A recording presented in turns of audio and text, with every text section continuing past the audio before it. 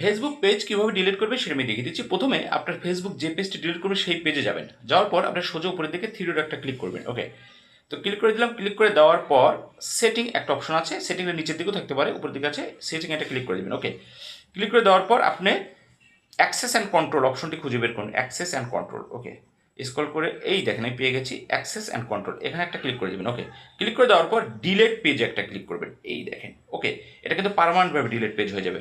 তো ডিলেট পেজে ক্লিক করে দেওয়ার পর আপনি কন্টিনিউতে একটা ক্লিক করে দেবেন। ওকে, তো ক্লিক করে দিলাম, আবারও কন্টিনিউ আসবে, সোজা কন্টিনিউতে কোনো কথা নাই, কন্টিনিউতে একটা ক্লিক করে দেবেন। ওকে, ক্লিক করে দিলাম, কন্টিনিউতে ক্লিক করে দেওয়ার পর আবারও কন্টিনিউতে ক্লিক করে দেবেন। ওকে, ক্লিক করে দেওয়ার পর এখন আপনার যে প্রোফাইলের আন্ডারে যে পেজটা খোলা আছে সেই প্রোফাইলের পাসওয়ার্ড কিন্তু আপনার দিতে হবে। তো এখানে একটা ক্লিক করে আপনার প্রোফাইলের পাসওয়ার্ডটি বসিয়ে দিবেন। আপনি ইচ্ছা করলে আপনার হাত লিখেও বসিয়ে দিতে পারেন, আর যদি সেভ করা থাকে সেভ করা থাকলেও বসিয়ে দিতে পারেন। ওকে, আমি সেভ করা আছে বসিয়ে দিলাম। বসিয়ে দেওয়ার পর আপনি কী করবেন, সোজা নিচের দিকে কন্টিনিউতে একটা ক্লিক করে দেবেন। ওকে, ক্লিক করে দিলাম। ক্লিক করে দেওয়ার পর ডিলেট পেজে একটা ক্লিক করলেই কিন্তু আপনার পেজটি ডিলেট হয়ে যাবে। ওকে।